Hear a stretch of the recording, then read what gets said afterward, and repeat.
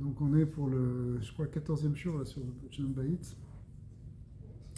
Ouais, on disait que on commence, on a l'impression qu'on commence toujours dans le Shalom Bayit. C'est comme dans tout d'ailleurs. Dans la Torah, hein, tu reprends un truc, t'es au début, même si t'as déjà étudié quelque chose. D'ailleurs, il faut, parce que c'est une itratchout permanente. Rabbi Nachman insiste là-dessus, c'est-à-dire on est tout le temps en train de se renouveler. Donc si on pense qu'on connaît, qu'on est déjà des professionnels, tout ça, il faut faire très attention. Ça peut être un Yetzer Hara. Parce qu'en fin de compte, qu'est-ce qu'on est, même avec des années d'expérience, on est encore très, très novice, et même on est faible. Oh yes. On peut tomber dans certains pièges. Alors, c'est pas pour faire un cours négatif et angoissant du tout.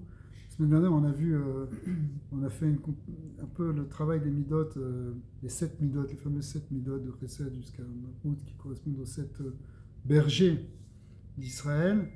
On a vu donc différentes midot qu'on est amené à développer dans le couple pour que le couple fonctionne bien. On va revenir aujourd'hui sur ces midot avec une approche un peu plus d'après la Chassidut. On ne traitera pas les 7 midot comme on a fait la dernière fois, mais on va reparler de Avraham, Tzrak, Yaakov un petit peu quand même. Alors, d'abord, il faut prendre conscience. Parce que on a tendance à dire, ouais, Shalom Bayit, bien sûr, c'est un petit point. C'est un petit igname. Il y a plein de choses dans la Torah. Il faut faire la tefila, il faut faire la Torah, il faut étudier. Il y a les mitzvot, il y a Pessah, il y a Shabbat, des choses très importantes. Il faut apprendre le Shulchan Aruch. Oh, Shalom Bayit. Ouais, ok, Shalom Bayit. Attends, arrête-toi une seconde, mets sur pause. Shalom Bayit, c'est central. À la limite, tout tourne autour de ça. Parce qu'effectivement, quand on n'a pas le Shalom Bayit,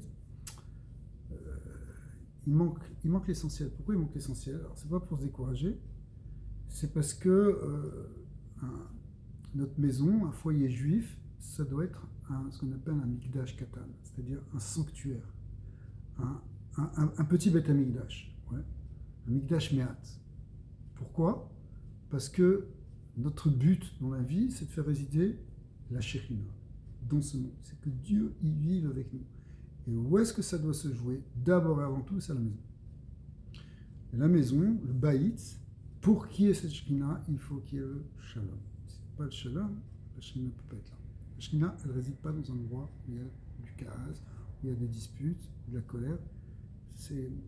Dans le Kabbalah, on explique que ces aspects-là négatifs de colère, etc., ce qu'on appelle une Jvirat HaKelim, c'est casse les réceptacles et la lumière repart. La lumière divine, elle peut pas. Pour qu'elle reste dans des réceptacles, le réceptacle principal, c'est le shalom.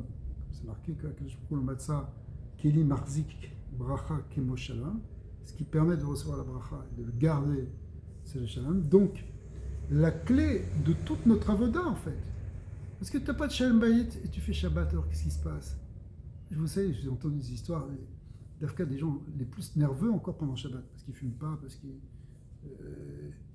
Des tables renversées. Alors, c'est quoi ta Shmirat Shabbat là?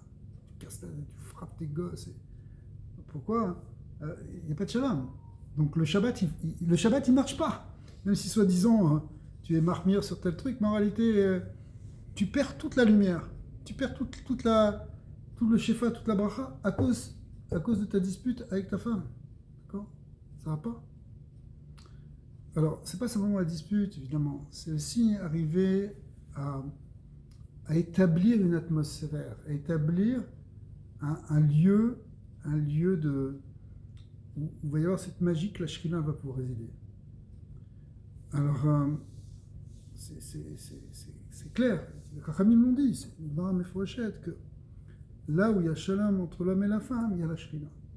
Où il n'y a pas le shalom, il n'y a pas la Shekhinah. On sait très bien, le Zohar l'a beaucoup développé, que l'homme et la femme, c'est deux moitiés d'âme qui, en se complétant, font cette shlemut, cette perfection, cette dimension complète. Et c'est ça qui permet de faire résider. C'est comme si, sinon, c'est comme s'il y a une moitié de Kéli. Une moitié de Kéli, ça ne garde pas l'eau, ça ne garde pas les choses. Il faut que ce soit complet pour faire un bet qui boule, pour faire quelque chose, un réceptacle, pour garder justement cette lumière divine, cette bracha divine. C'est un demi-clé, ou bien il y a comme une synergie? Oui, alors en fait, après on peut voir les choses dans une autre dimension, c'est-à-dire de voir que chacun amène une partie et l'autre amène une partie, et il y a quelque chose qui est créé grâce aux deux, et qui est cet espace de résidence du divin. C'est pas simplement qu'on est moitié-moitié, mais si tu veux, c'est des symboles qui vont avec. Ça veut dire que c'est par cette complémentarité entre l'homme et la femme qu'on peut arriver à créer ce réceptacle, cet univers de résidence pour la Shrina. Et ça ne veut pas dire que quand quelqu'un il est seul, quelqu'un n'est pas marié, la Shrina n'est pas avec lui, bien sûr. Il peut être avec Kadosh Baruch Hu, il peut être dans la Dvekout, etc. Mais il manque quelque chose. Il manque quelque chose.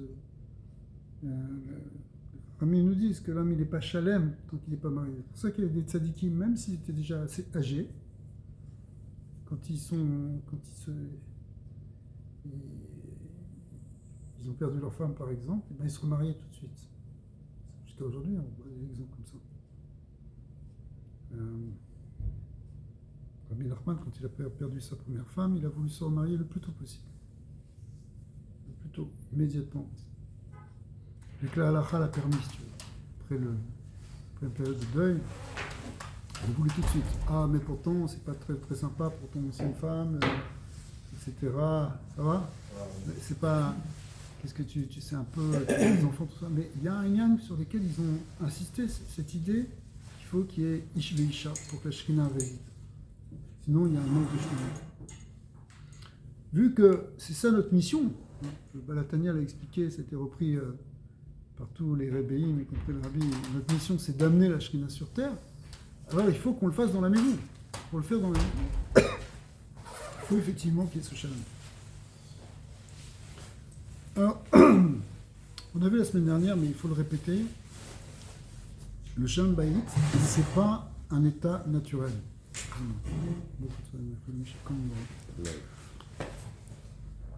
C'est pas naturel. On n'a pas expliqué pourquoi, mais en fait on l'a déjà vu plusieurs fois. Pourquoi c'est pas naturel qu'il y ait le Shalom Bayit? Le Shalom Bayit, on a expliqué, on va le redire, c'est un travail, et avant tout un travail intérieur, un travail sur soi. Pas Shalom Bayit simplement, oh, ok, je vais faire la paix avec elle, etc. Ça va peut-être durer 5 minutes. Si tu ne travailles pas en profondeur sur toi, le problème va ressurgir. Parce que tu vas retomber dans le même défaut, dans le même comportement, dans le même pattern qui va t'amener toujours au même résultat. Donc il faut que tu transformes en toi. Mais pourquoi c'est pas naturel? Pourquoi ça ne peut pas être simple comme ça? Alors, c'est pas simple pour plusieurs raisons. D'abord, premièrement, parce que si on a dit que l'homme et la femme ils sont complémentaires, ils sont aussi d'une certaine manière opposés. D'accord? C'est parce que justement, ils sont aussi le contraire l'un de l'autre. Le masculin, c'est aussi pas simplement le complémentaire du féminin, c'est aussi le contraire du féminin. D'accord? C'est pour ça que très souvent, les hommes n'arrivent pas à comprendre les femmes parce que c'est le contraire d'eux. Elles fonctionnent à l'envers, mais c'est pas du tout. Mais je comprends pas d'après la logique, moi je fais comme ça. Elle fonctionne pas d'après la logique, elle va fonctionner d'après ses émotions, d'après son ressenti. Et donc sa réaction va être différente. Donc, à la limite, c'est opposé de la mienne. Ok? Pourquoi? Parce qu'il y a une opposition, il y a une contradiction. Et justement, la avoda, elle consiste à transformer l'opposition en complémentarité. C'est-à-dire que finalement, elle est différente de moi, et bien tant mieux, c'est une richesse, ça m'apporte une autre vue, ça m'apporte autre chose. Ok? Elle, finalement, la sagesse d'une femme, elle t'amène quelque chose d'autre. Ah, mais moi, je ne l'ai pas vue comme une sagesse, je l'ai vue comme elle ne réfléchit pas, écoute, moi j'ai de l'expérience, et je suis logique, je suis cartésien, et elle est là. Non. Elle aussi, elle a son approche. Ne crois pas qu'elle soit simplement tête en l'air comme tu le crois. Elle a aussi une richesse dans son cœur qui fait qu'elle ressent les choses et qu'elle perçoit les choses d'une autre manière. Peut-être c'est d'une autre manière, mais finalement, ça peut t'amener à autre chose. Donc le fait que ce soit opposé au départ, ça fait qu'on est obligé de travailler. On est obligé de travailler sur soi pour comprendre, pour changer, pour être à l'écoute, pour laisser de la place, tout ce qu'on a vu dans les cours précédents, c'est-à-dire, mais on est obligé de le faire. La deuxième chose qui fait que pourquoi c'est pas si évident, ben, c'est parce qu'on n'est pas parfait. Donc on voit toujours les défauts de l'autre, mais on ne se regarde pas en face. On n'est pas parfait. Si on était parfait, ok, si on était tzaddik gamour déjà avant de se marier, ce serait plus facile. Mais on n'est pas le tzaddik gamour. Et même peut-être les tzaddikim gourim, ils ont peut-être aussi ce travail à faire, puisqu'il y a effectivement quelque chose toujours à faire. Mais en tout cas, nous, c'est clair qu'on a du boulot.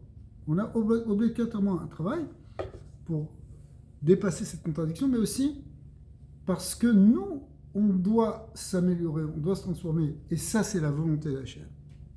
Qu'on grandisse, qu'on avance, qu'on se perfectionne, qu'on devienne meilleur, qu'on devienne plus simple, plus kadosh finalement, aussi vis-à-vis d'Hachem. Et pour ça, ta femme, elle est là pour te booster pour ça. D'accord. Parce que ton copain, il est sympa, il préfère rigoler avec toi, et puis en fin de compte, ça l'engage pas trop parce qu'il n'est pas marié avec toi, justement. D'accord, ton pote. Donc ça va, tu peux sortir avec lui, tu fais une petite sortie, tu fais un truc. Il ne va pas te pousser dans tes défauts. Au contraire, il n'a pas envie, il a envie de kiffer un petit peu avec toi. Donc vous allez vous amuser. Et il ne va pas te dire, regarde, t'es comme ça, t'es comme ça, t'es comme ça. Sauf si c'est un bon copain et que des fois, il a besoin d'entendre quelque chose et il est là justement pour t'aider.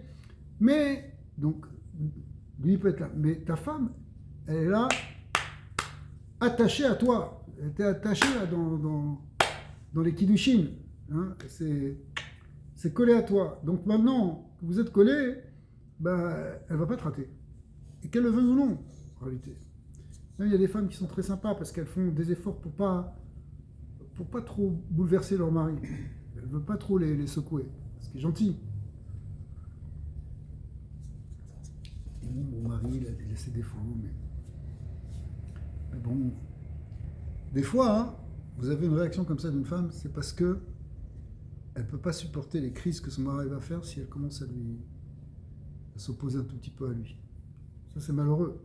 Mais c'est fréquent. C'est-à-dire que la femme, elle a essayé de changer des choses, elle a essayé de le changer, de changer ses mauvaises habitudes, par exemple son intolérance, son indifférence, son énervement, toutes sortes de choses qui font que la femme, elle est sensible à ça, elle sent que c'est pas bon pour elle, elle sent que c'est pas bon pour les enfants.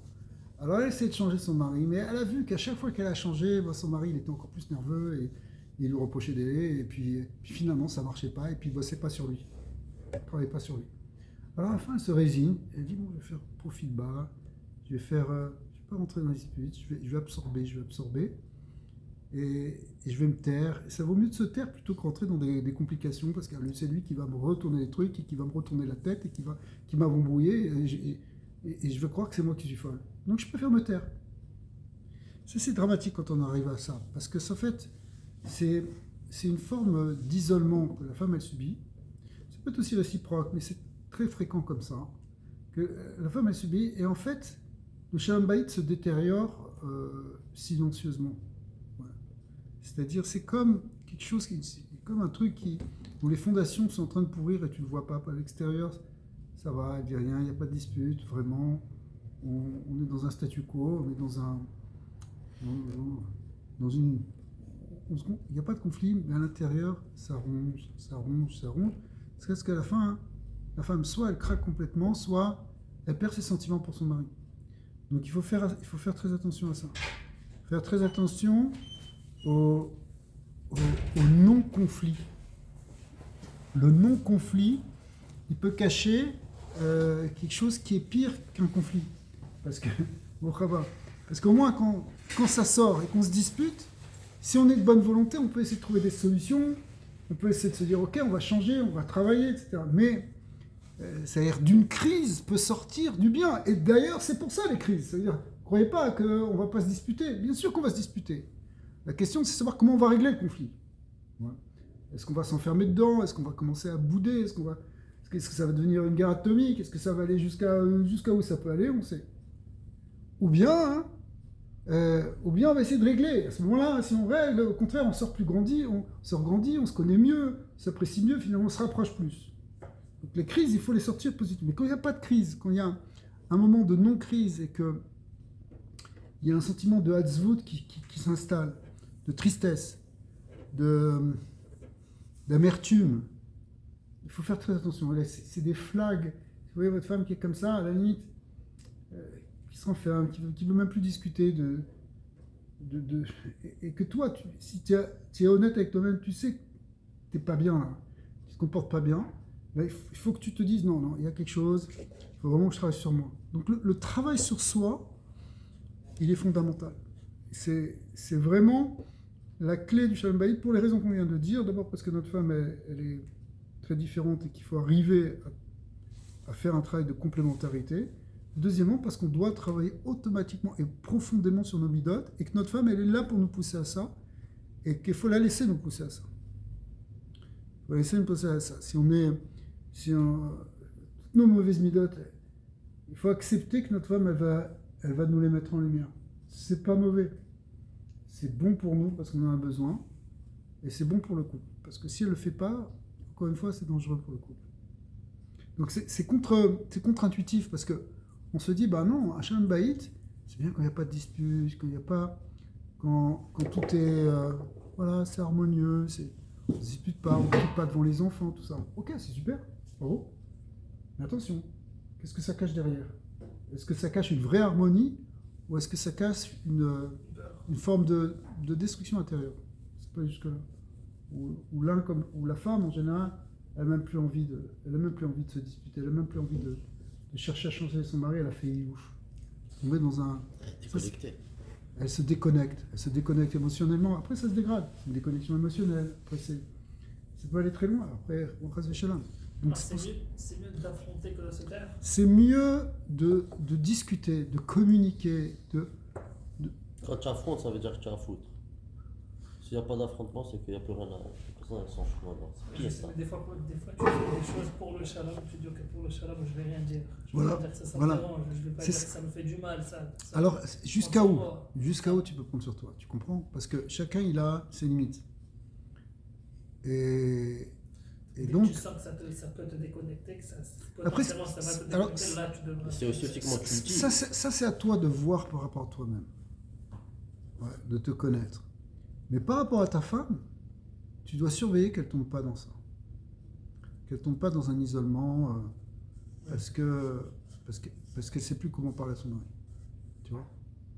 Elle trouve plus la porte, elle trouve plus la force de lui parler parce qu'elle a essayé 10 fois, 50 fois, elle lui a demandé quelque chose.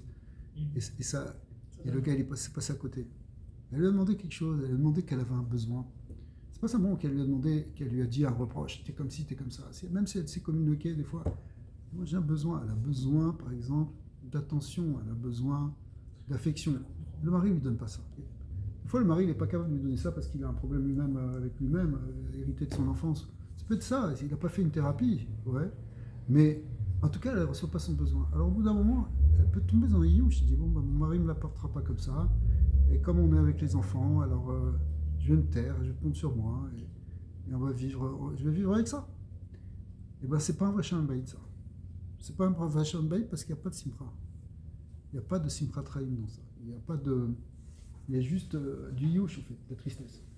Et la Shekhinah ne peut pas résider dans un endroit triste, dans un endroit d'Atzvut. Il faut que Shalom Bayit, ce soit Habitant. Okay.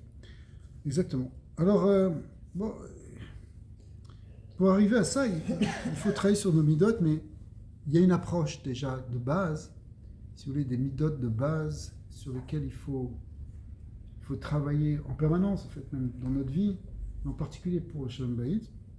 C'est premièrement, on va dire, c'est la hanava, l'humilité.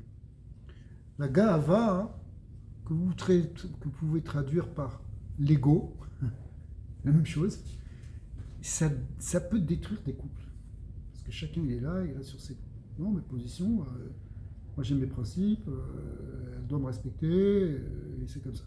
Qui t'es là, mon quoi? Tu crois que, soi-disant, parce que soi-disant t'amènes la parnassa, soi-disant t'es le beau gosse, soi-disant t'es quelque chose, t'es rien du tout, mon ami, baisse-toi. Sois content qu'Hachem t'a donné une femme, tu aurais pu naître dans un pays du tiers-monde, sois tranquille, sois gentil là maintenant ici, ouais, sois un ave. Ne pense pas que tu as fait des études, quoi, Tu as fait 4 ans après le bac, tu crois que tu es très intelligent à cause de ça, tu penses que tu mérites que ta femme, elle te considère comme le Chachamador. Non, crasse-toi un petit peu. Reste pas sur ton ego. Ouais, mais ma mère, elle me faisait des petits plats quand j'avais faim. Elle me faisait des steaks et des frites, alors j'étais un enfant roi. Alors moi, je continue. Non, arrête avec ton ego. Ouais. C'est l'ego, ça aussi. Mais oui, c'est l'ego, bien sûr, c'est l'ego. C'est l'ego parce que tu tournes tout autour de toi. C'est une forme d'égocentrisme. D'accord ? Tu te centres autour de toi. Et ben ça marche pas dans le couple, du tout. Il faut sortir de l'égocentrisme. Il faut plus mettre le centre en toi, il faut mettre le centre entre vous deux. Le centre du binôme, le centre de ce qui va vous faire pivoter ensemble, c'est entre vous deux, c'est le couple. Le centre, c'est le couple dans ta relation avec ta femme, c'est pas toi. Qu'est-ce qui est bon ? Qu'est-ce qui est bon pour ton couple ? Ouais. Pas qu'est-ce qui est bon pour toi. Si tu penses toujours à toi, et elle devrait s'écraser pour ça, elle devrait... Et attention, parce que comme tu es très racham, tu vas soi-disant trouver des bons arguments.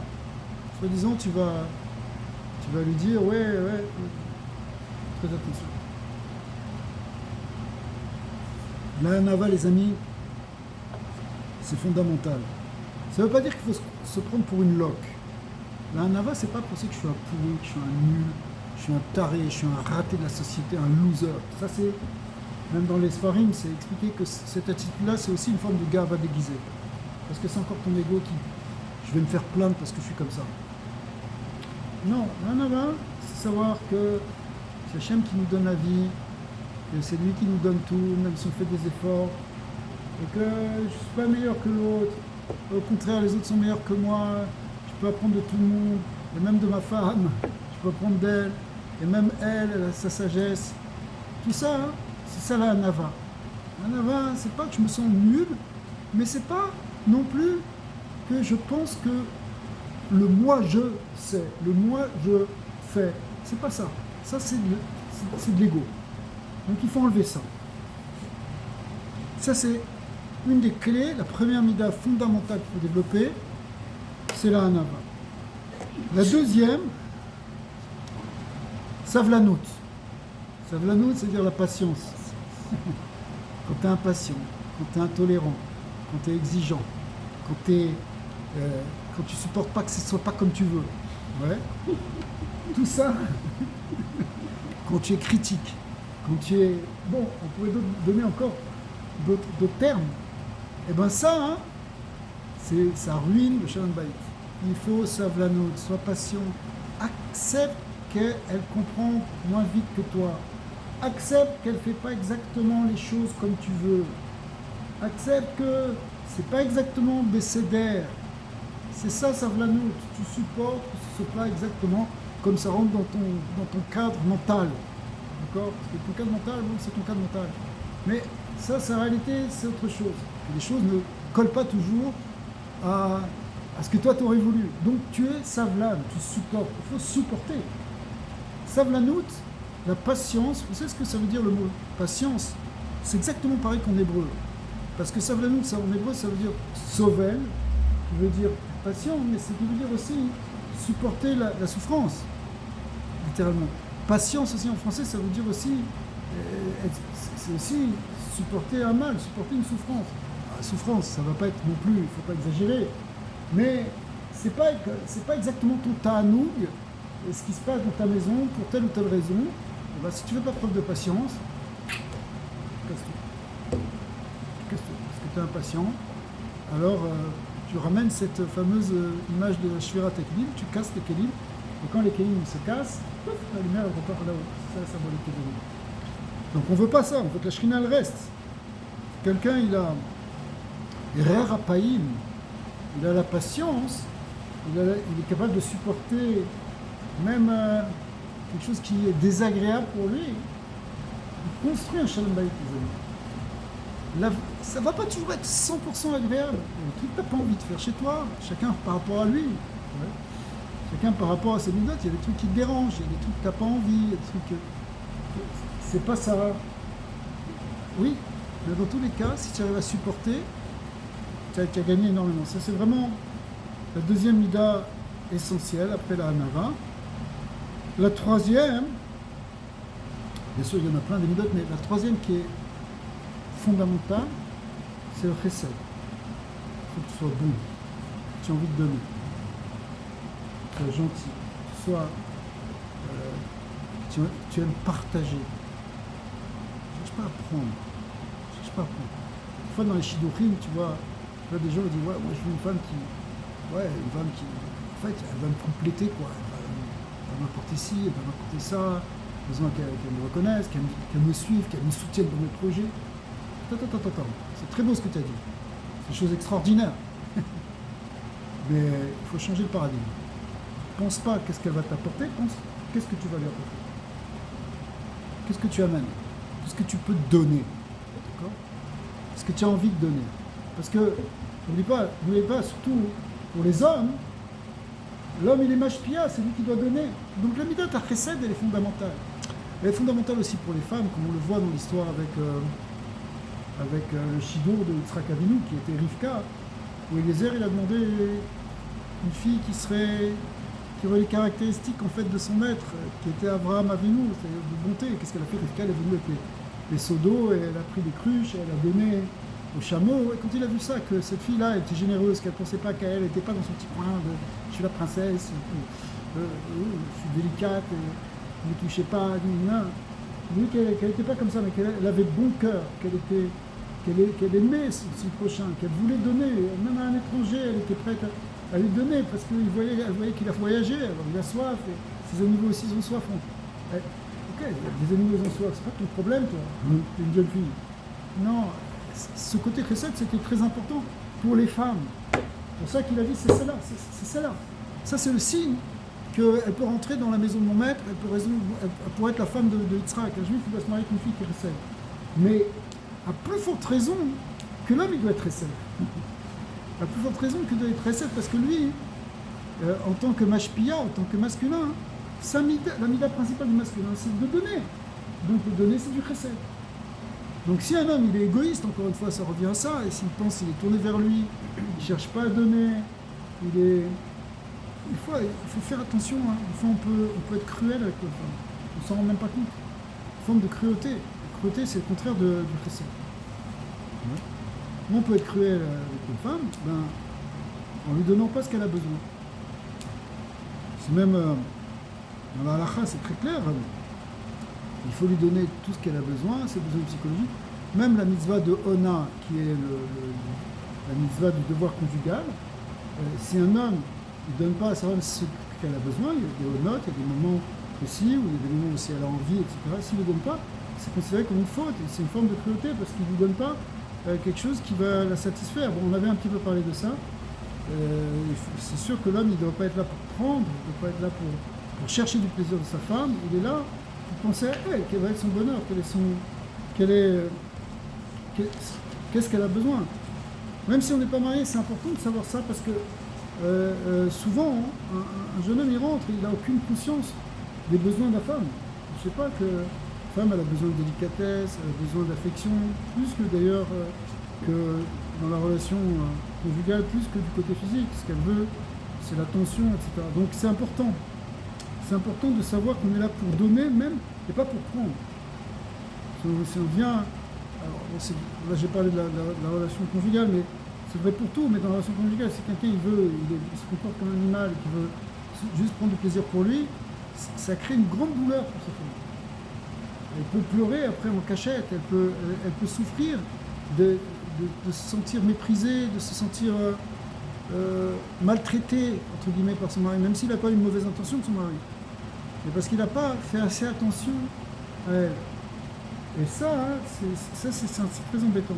Donc il faut être chesed, il faut chercher la bonté, chercher à lui donner. Bon, on avait vu dans les Shevaroim, Abraham, Yitzhak, Yaakov, après on avait vu Moshe, Aaron, Yosef et David, mais les trois premières midot, il faut les rappeler, c'est quand même Abraham, Yitzhak, Yaakov, Chesed, Gvura, Tiferet, c'est les plus importantes. Alors, pour Avraham Avinu qui est le chesed, puisqu'on parle du chesed, il faut essayer de donner plus que ce qu'on reçoit. L'homme doit donner plus que ce qu'il va recevoir. Concrètement, ça veut dire tu vas donner de l'attention à ta femme même quand tu es fatigué. Tu es épuisé du travail, qu'une seule envie, en plus tu as eu un stress, tu as des angoisses de parnassa, et tu as un gars qui s'est disputé avec toi, et en plus tu as une galère sur le chemin de retour, et tu as une demi-heure d'embouteillage, le trafic, tu ne pouvais plus, donc tu arrives, qu'une seule envie, c'est de te mettre sur un fauteuil, manger, et je sais pas, tu as besoin d'une demi-heure de relaxation sur tes téléphones, et ta femme elle a besoin d'attention maintenant. Et bien là, il faut que tu lui en donnes. Il faut que tu lui donnes de l'attention, que tu sois à l'écoute, oui, elle va te raconter des trucs, c'est même pas, elle va t'expliquer un truc sur la maîtresse du petit qui est la Mora, qui s'explique des trucs, et tu sais pas qu'est-ce qui s'est passé. Et toi, tu es là, tu reviens dans cette réalité-là, et ben oui, tu dois revenir, tu dois faire attention à lui donner cette attention. Ça fait partie du chesed. La complimenter aussi, ça fait partie du chesed. Il y a plein de choses, le chesed. C'est pas simplement lui offrir une bague, lui offrir des fleurs, etc. Ça, on a déjà parlé de petits cadeaux, des petites attentions. Mais c'est même un compliment. Même si elle ne le demande pas, tu donnes un compliment, c'est du chesed. Oh, il faut donner. Donner, ça peut être aussi donner du temps. Ouais, donner de l'attention, donner de l'affection. On répète ces choses-là, mais c'est ça, parce que ça, on l'oublie. On l'oublie, parce que on rentre et on est fatigué, et on n'a pas envie de donner. On a envie de recevoir. J'étais actif toute la journée, maintenant j'ai besoin de recevoir. J'aimerais bien que maman me prenne dans les bras comme quand j'étais bébé, mais c'est plus maman, c'est ta femme, c'est toi qui dois lui donner. D'accord ?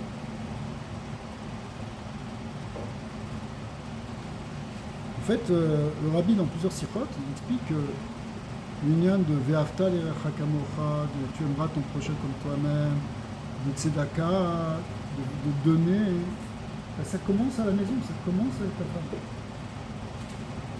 Tu peux pas dire, ouais, je fais le mitzvot, je fais des mitzvot de chesed, en plus j'ai donné tzedaka, j'ai donné une belle somme, un autre je l'ai aidé, j'ai fait faire cette mitzvah, je lui ai donné un coup de main, etc. Ok, alors maintenant j'ai fait ma part de chesed dans le monde, maintenant je peux un peu me ressourcer à la maison. Non. Là-bas, il faut que tu fasses tzedaka. Là-bas, à la maison, il faut que tu fasses du chesed. Avec ta femme, avec tes enfants. Toi, avec tes enfants. C'est pas simplement donner des besoins de chauffeur. C'est quand tu es fatigué, tu t'assois et tu les aides à réviser leur cours. Sans t'énerver. Ouais, ça, c'est presque impossible. Si tu es impatient, tu as envie que ça aille vite. Parce qu'après, il faut les coucher. Et tu arrives à être chesed. Tu essayes de donner. D'accord ?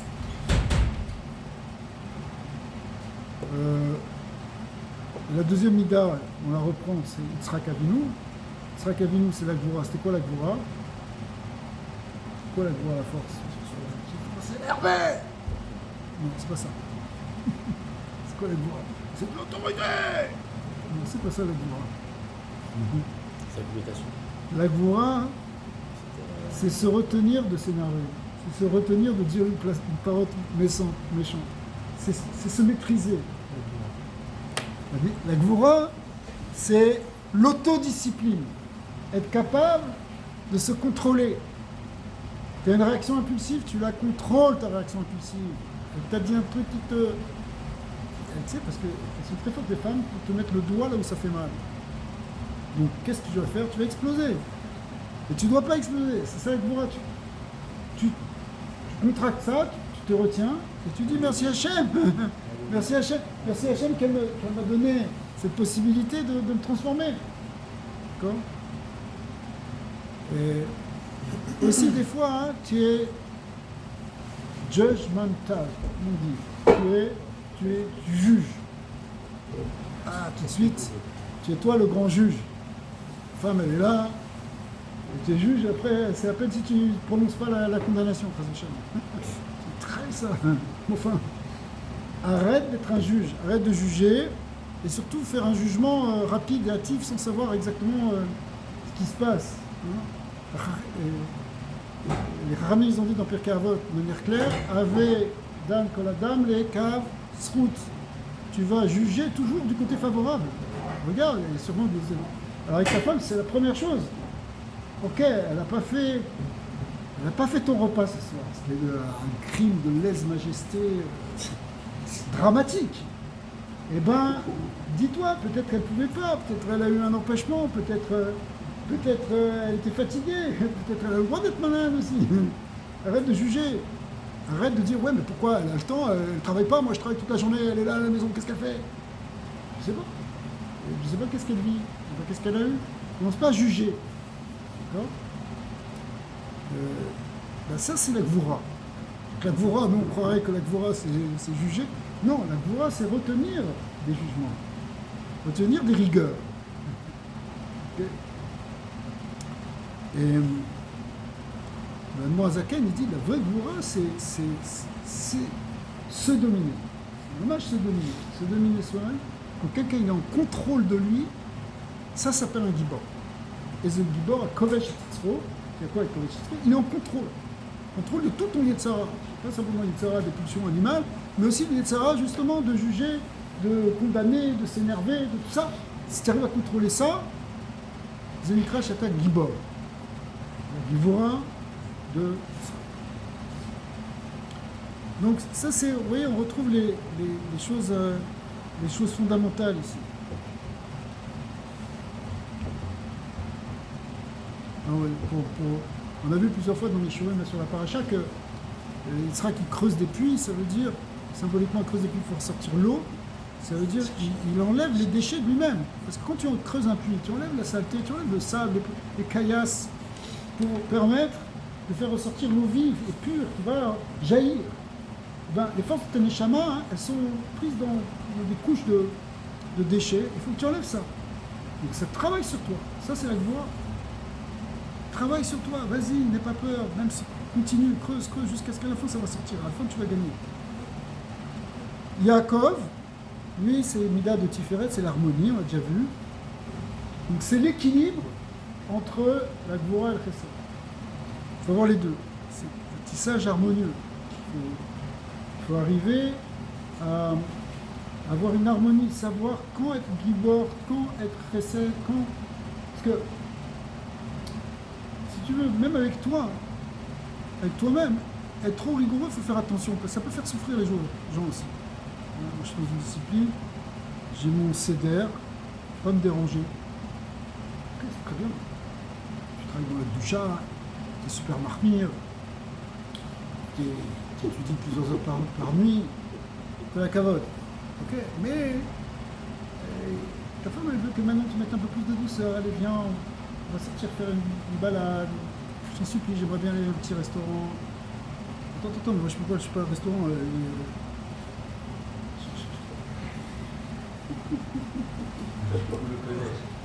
Ok, tu jeûnes 5 jours par semaine, Mistama. Alors, c'est quoi? Donc ça veut dire qu'il faut trouver un... Bon, c'est pas un bon exemple si je fais le truc du restaurant, mais... Je sais que vous aimez bien le restaurant. Mais ça veut dire tu es capable de mettre un petit peu de l'eau dans ton vin, même sur ta discipline à toi. Ça, c'est la force de l'harmonie. Ça ne veut pas dire, Shalom, je me permets une petite avéra. C'est pas ça. Ça, c'est pas dire, bon, allez, ça fait 5 jours que je fais que des mitzvot, allez, on peut se permettre une petite avéra. C'est pas ça l'harmonie.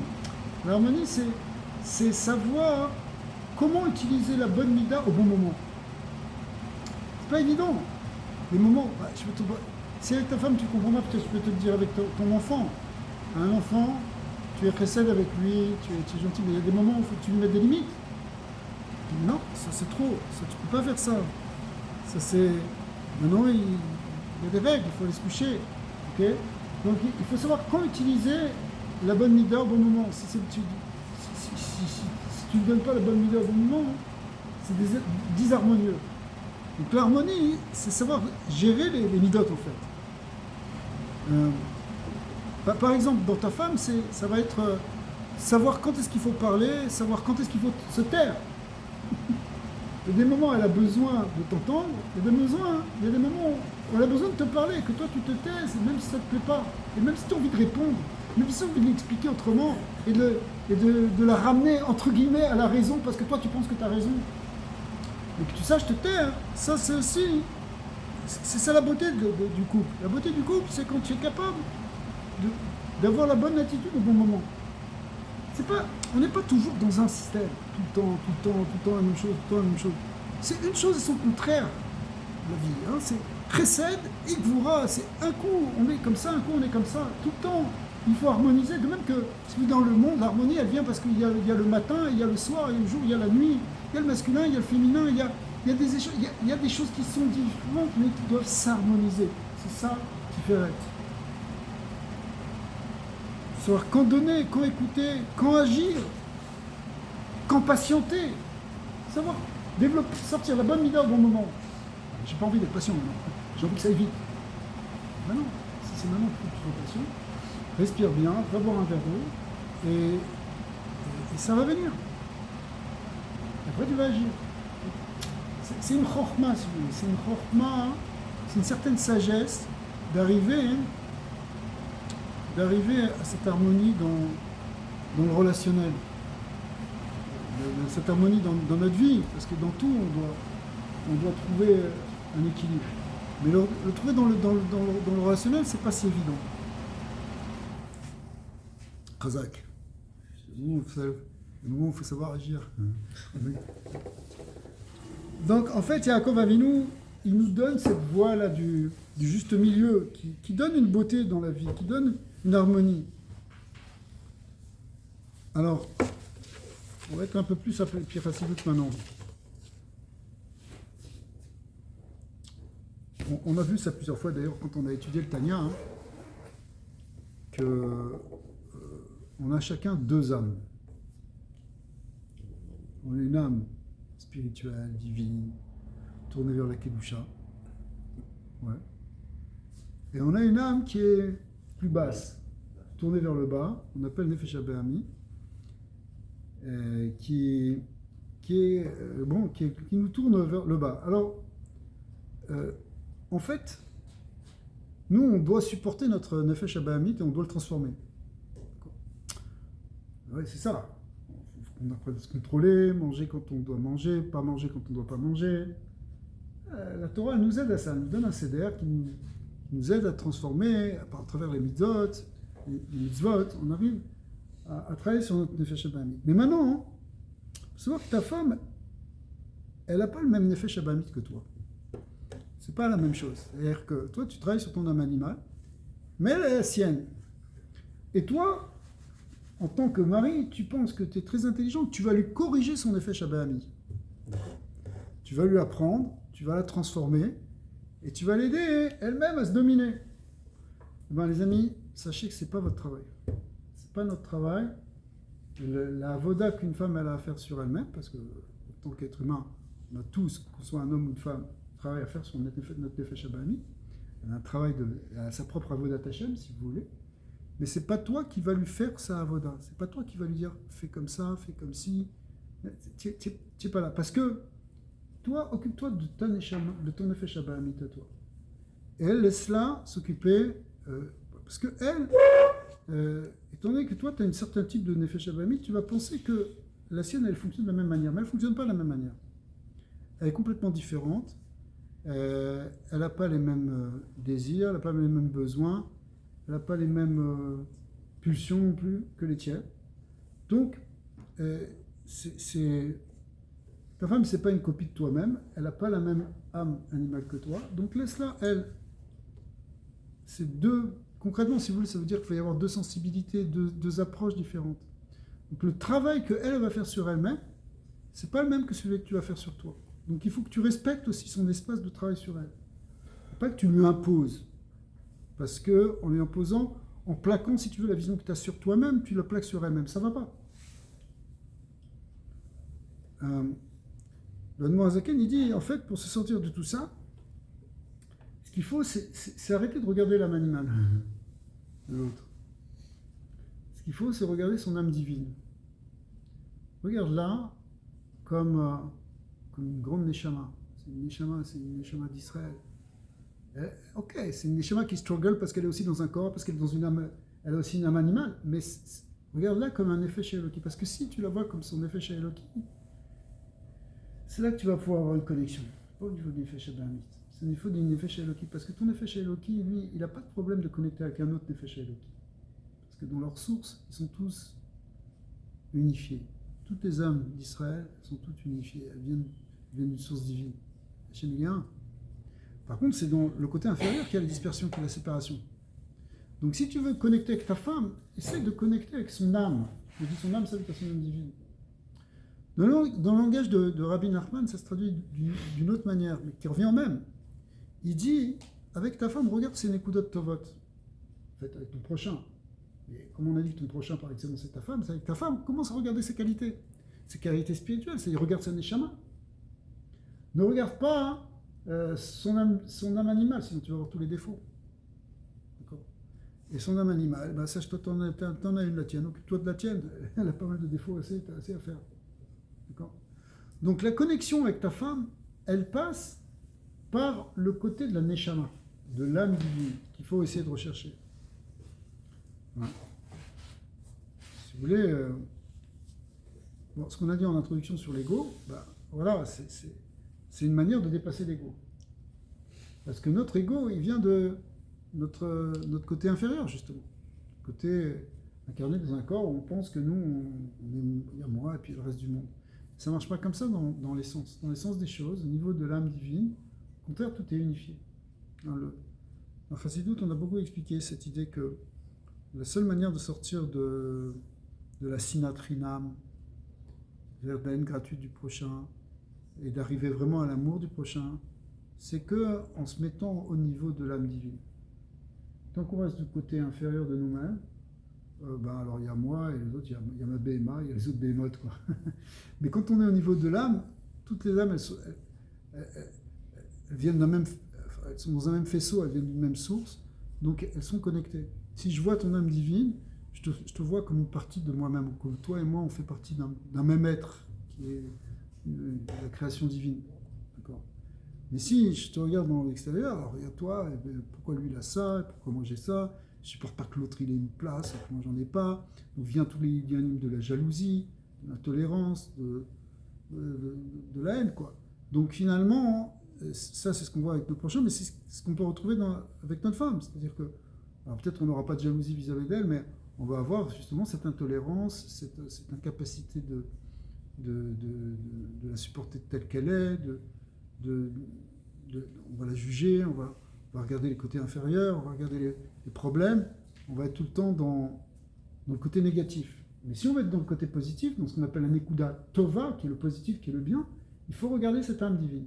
Il faut regarder ça. Regarde ta femme, arrête de la regarder comme quelqu'un qui a des défauts. Regarde, ah mais pourtant elle ne fait pas de la Torah, elle est même pas religieuse. Mais tu n'en sais rien parce que le rabbi il a beaucoup insisté. C'est ça le lien de la Chassidut, c'est que même si tu vois quelqu'un qui ne fait pas la Torah, eh ben, ça ne veut pas dire que ce n'est pas une âme pure et une âme divine. Simplement, elle ne sait pas ce qu'il faut faire ou elle est prise par un Yetzirah qui fait qu'elle se comporte mal. C'est-à-dire que c'est son âme animale qui la pousse à faire des choses qui sont contre la Torah, mais elle, ça n'empêche pas que c'est une âme divine. Donc au contraire, regarde-la comme ça, regarde ta femme comme une sadéquette, si vous voulez dire dans un autre sens. Bon, arrête de dire, oh, ma femme, elle a ce défaut-là, elle n'est pas bien, c'est vrai, ok, elle a des défauts, arrête de les regarder. On t'a pas demandé de les regarder. Elle doit regarder ses propres défauts. C'est à elle de travailler sur elle-même. Toi, regarde ses qualités. Regarde son essence, regarde qui elle est. Elle est extraordinaire. Vous savez, si tu commences à faire cet exercice, tu vas voir qu'elle est extraordinaire. Tu vas voir. Et quand tu sais faire ça, alors Rabbi Nachman, il dit carrément, c'est quand tu regardes les nekudot tovot chez quelqu'un, tu ramènes cette personne à la tchouva. Automatiquement, tu la fais monter dans la tchouva. Hein, il apprend ça du Père Kavot qu'on a cité tout à l'heure. C'est avait Dan l'école Adam les Kavsrout. Quand tu regardes les Kavsrout, c'est quoi Kavsrout? Le mot Kavsrout. Kavsrout, ça veut dire le mot kaf. Kaf, ça veut dire le plateau d'une balance. Parce que dans une balance, tu as un côté qu'on appelle le côté du mérite, srout, et c'est un côté qu'on appelle le démérite, chayav. D'accord? C'est ce qu'on appelle le kaf chova, là où il y a un chov. La personne, elle doit quelque chose, l'autre, elle mérite quelque chose. Si tu regardes du Kav Srout, tu mets l'accent sur le côté de la balance, qui est du côté du mérite, tu fais monter ce côté, tu le fais monter, c'est lui qui va monter. C'est une image de dire c'est lui qui va l'emporter. Donc plus toi tu vas mettre l'accent sur ses qualités, plus tu vas les révéler et plus elle va se révéler dans ses qualités. Comment on fait ça? Et ben tu les cherches. Alors il te dit Rabbeinu, tu cherches ses qualités. Tu en cherches une déjà. S'il y en a une, voilà. Ok, écoute, elle est terrible avec moi. J'ai l'impression de passer là. Tu peux imaginer ce que tu veux, mais en tout cas, mais elle s'occupe bien des enfants. C'est un point positif. C'est déjà un point. Magnifique, t'as une femme qui s'occupe bien des enfants. Elle s'occupe pas bien des enfants. Elle a d'autres qualités. Elle te fait bien tes boulettes du vendredi soir. Ok? C'est une qualité. C'est la qualité. Alors tu en trouves une, mais il y en a plein en fait. Si tu commences à chercher, tu vas en trouver plein, tu peux lister. Il faut qu'on la trouve, qu'est-ce qu'on fait avec? Bon, Tu répéter dans... tu regardes ça, tu les mets en valeur. Déjà, toi, créer un sentiment. Tu sais quoi, le regard que tu as, le seul regard que tu as, il change déjà tout. Dans la Kabbalah, on dit, c'est des choses assez profondes du Harizal, que le regard et les staklout, elles créent des kelim. Tu crées déjà un réceptacle pour amener cette bracha. Si tu regardes négativement, tu détruis. Le regard négatif amène une jvirat à kelim, détruit les réceptacles qui permettent la bracha. Par contre, un regard positif construit des kelim. C'est ce qu'on apprend en ce moment le matin, le travail à un niveau un peu compliqué, mais c'est ça qui ressort, entre autres, parce qu'on n'apprend pas que ça. Mais c'est que quoi? C'est qu'il y a le regard est constructeur ou destructeur. D'accord. Donc, un regard, tu as l'impression que tu n'as encore rien fait, parce qu'en fin de compte, je me suis tu, mais dans ma tête, je vois le défaut, et je vois, ok, arrête de voir le défaut. Elle en a, mais c'est pas ça qu'il faut regarder. Vous savez à quel point ça peut détruire un couple quand le mari il a un regard où il juge, ou un regard où il voit le côté négatif. Mais j'ai raison, n'est-ce pas? Qu'elle a tort de faire ci et de faire ça. Je le vois bien. C'est vrai que tu n'as pas raison de dire qu'elle a un côté négatif.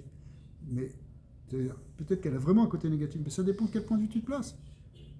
En tout cas, ce qu'il faut faire, c'est pas regarder ce côté négatif.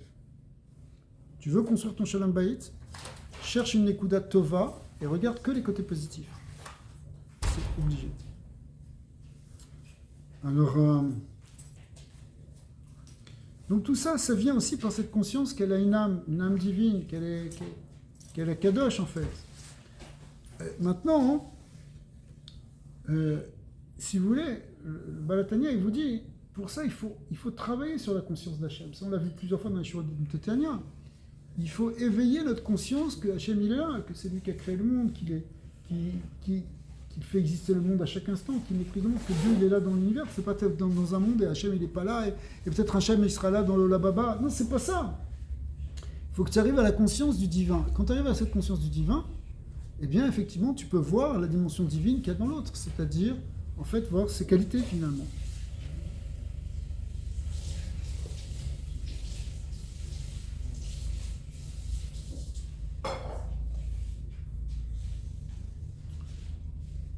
Ouais, bon, on pourrait parler sur d'autres choses, mais on va arrêter là.